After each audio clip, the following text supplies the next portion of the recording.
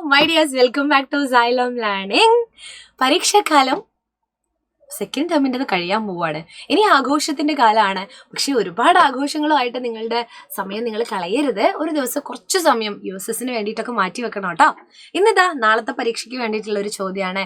ഇന്ന് രാത്രി 7 മണിക്ക് നമ്മുടെ മെഗാ മാരത്തോൺ ഉണ്ട്, അതിനും പങ്കെടുക്കുക. പ്ലസ് നാളെ രാവിലെ 6 മണിക്ക് മോർണിംഗ് ബൂസ്റ്റർ ഉണ്ട് കേട്ടോ. അപ്പോൾ എനിക്കിന്ന് പറയാനുള്ളത്, കിണറ്റിൽ വീണ പൂച്ചയെ എങ്ങനെ കരകയറ്റാം പാഠം നമ്മൾ പഠിച്ചിട്ടുണ്ടല്ലോ. അക്ബർ കക്കട്ടിലാണ് എഴുതിയിരിക്കുന്നത് അല്ലെ.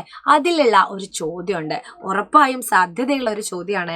കിണറ്റിൽ വീണ പൂച്ചയെ രക്ഷിക്കുന്ന ഭാഗം ദൃക്സാക്ഷി വിവരണം. നിങ്ങൾ അവിടെ ഉണ്ടെങ്കിൽ നിങ്ങൾ എങ്ങനെയാണ് ഒരു മറ്റുള്ളവർക്ക് ഇപ്പോൾ ഇങ്ങനെയാണ് നടന്നുകൊണ്ടിരിക്കുന്നത് എന്ന് പറയുന്ന ആ ഒരു തത്സമയ വിവരണം പോലെ അവതരിപ്പിക്കുക, ഒരു ന്യൂസ് റിപ്പോർട്ടായിട്ട് അവതരിപ്പിക്കുക. അതിനെല്ലാം ഇത് തന്നെ മതി കേട്ടോ. നിങ്ങളോട് ചാനലിൽ നിന്ന് ചോദിക്കുകയാണ്, ശ്രീകണ്ഠൻ സാറൊക്കെ ചോദിക്കാറില്ലേ, എന്താണ് പ്രവീൺ അവിടെ സംഭവിച്ചുകൊണ്ടിരിക്കുന്നത് അല്ലേ. അപ്പോൾ അവിടുത്തെ കാര്യങ്ങളൊക്കെ വിശദീകരിക്കും.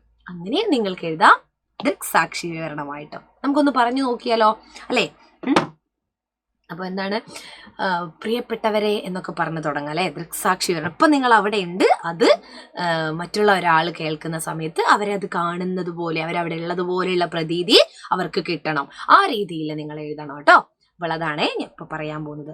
പ്രിയപ്പെട്ടവരെ, ഞാനിപ്പോൾ ഉള്ളത് മലയാളത്തിന്റെ പ്രിയ എഴുത്തുകാരനും സാംസ്കാരിക പ്രവർത്തകനുമായ അക്ബർ കക്കട്ടിലിന്റെ വീട്ടിലാണ്. അദ്ദേഹത്തിന്റെ വീട്ടിലെ കിണറ്റിൽ ഒരു പൂച്ച വീണിരിക്കുകയാണ്. അതിനെ പുറത്തെടുക്കാനുള്ള ശ്രമത്തിലാണ് എല്ലാവരും. സാംസ്കാരിക സമ്മേളനം അല്ലെ, തൊട്ടടുത്തുള്ള യോഗ സ്ഥലത്തെത്താൻ നടക്കാൻ അല്ലെ. സാംസ്കാരിക സമ്മേളനം ഇത് വേണ്ട. സാംസ്കാരിക സമ്മേളനം തൊട്ടടുത്തുള്ള യോഗ സ്ഥലത്ത് നടക്കാൻ നിമിഷങ്ങൾ മാത്രമേ ഉള്ളൂ. അദ്ദേഹം ആലോചനയിലാണ്. ആര്? കഥാനായകൻ അല്ലെ. എന്നാൽ പ്രസംഗത്തിന് ക്ഷണിക്കാൻ വന്ന കാസിമും അനന്തനും മുന്നിട്ടിറങ്ങുന്ന കാഴ്ചയാണ് നമ്മൾ കണ്ടുകൊണ്ടിരിക്കുന്നത്. അവർ പല വഴികളും തേടുന്നുണ്ട്, കുറുക്കു വഴികൾ തേടുകയാണ്. നിർദ്ദേശങ്ങൾ നൽകിക്കൊണ്ട് ബാബുവും കൂടെയുണ്ട്. അപ്പൊ കഥ നിങ്ങൾ അറിയണം അല്ലെ. ഇപ്പോൾ നാട്ടുകാരെല്ലാവരും അറിഞ്ഞോടിക്കൂടുകയാണ്.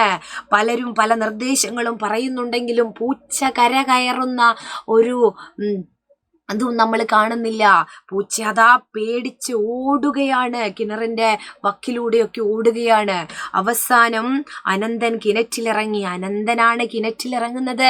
സുഹൃത്തുക്കളെ നോക്കൂ, അയ്യോ അനന്തനും അല്ലെ, എങ്ങനെയോ അനന്തനും പൂച്ചയും വെള്ളത്തിൽ വീണ കാഴ്ചയാണ് നമ്മളിപ്പോൾ കണ്ടുകൊണ്ടിരിക്കുന്നത്.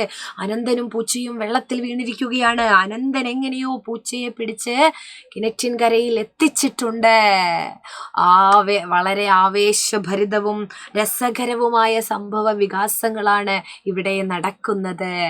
ഇനി നമുക്ക് യോഗ സ്ഥലത്തേക്ക് പോകാം. അവിടെയുള്ള കാഴ്ചകൾ എന്താണെന്ന് നമുക്കറിയാം. അല്ലേ. അവിടെ ആരും ഉണ്ടാവില്ല. അപ്പൊ ഈ രീതിയിൽ നിങ്ങളുടേതായ ഭാഷയിൽ നിങ്ങൾ അങ്ങ് എഴുതുക. ഇപ്പോൾ ഇതാണ് സംഭവിച്ചു കൊണ്ടിരിക്കുന്നത് എന്നൊക്കെ പറഞ്ഞിട്ട് നല്ല രസകരമായിട്ടുള്ള രീതിയിൽ എഴുതുക കേട്ടോ. കോമഡി തമാശയാണ് ഈ കഥയുടെ. തമാശയിലൂടെയാണ് ഇദ്ദേഹം പറയുന്നത് തന്നെ. അപ്പൊ നമുക്കും തമാശ രീതിയിൽ അത് അവതരിപ്പിച്ചാൽ മതി. മക്കളെ, 7ാം ക്ലാസ്സിന്റെ അവഞ്ചേഴ്സ് ബാച്ചിന്റെ ഇതിൽ ജോയിൻ ചെയ്യാത്തവരുണ്ടെങ്കിൽ ന്യൂ ഇയർ ഓഫർ ഉണ്ട് കേട്ടോ. 15% 1275 രൂപ മാത്രമാണ്. ഈ ഒരു QR കോഡ് നിങ്ങളൊന്ന് സ്കാൻ ചെയ്താലേ ഇതിൽ രജിസ്റ്റർ ചെയ്യാൻ പറ്റും. ഇനി അതല്ല, കുറേ സംശയങ്ങളൊക്കെ ഉണ്ട്, ഞങ്ങൾക്ക് ഇതൊക്കെ തീർക്കണം, എന്തൊക്കെയാ ക്ലാസ്, എങ്ങനെയൊക്കെയാണെന്ന് അറിയണം, 9994000800 എന്ന് പറയുന്ന നമ്പറിലൊന്ന് വിളിച്ചാൽ മാത്രം മതി കേട്ടോ. അപ്പം ഡെയിലി ലൈവ് റെക്കോർഡഡ് ക്ലാസ്സുകളുണ്ട്. അതിൻ്റെ സ്ലൈഡ്സും നോട്ട്സും ഒക്കെ നിങ്ങൾക്ക് കിട്ടുന്നതായിരിക്കും. അതുപോലെ PYQ previous year question paper discussion ഉണ്ടായിരിക്കും. യൂണിറ്റ് ടെസ്റ്റ്, ഇതുവരെ കഴിഞ്ഞ പാഠഭാഗങ്ങളൊക്കെ നിങ്ങൾക്ക് കിട്ടുന്ന ഒരു അടിപൊളി ബാച്ചാണ്. സോ എല്ലാവരും ഇതിൽ ജോയിൻ ചെയ്യുക. ഇന്നത്തെ ലൈവ് മാരത്തോണിൽ കേട്ടോ, ആരും മറക്കാതെ ജോയിൻ ചെയ്യുക. നമ്മൾ ഷുവർ ക്വസ്റ്റ്യൻസും ആയിട്ടാണ് വരുന്നത്. അപ്പോൾ see you on മാരത്തോൺ.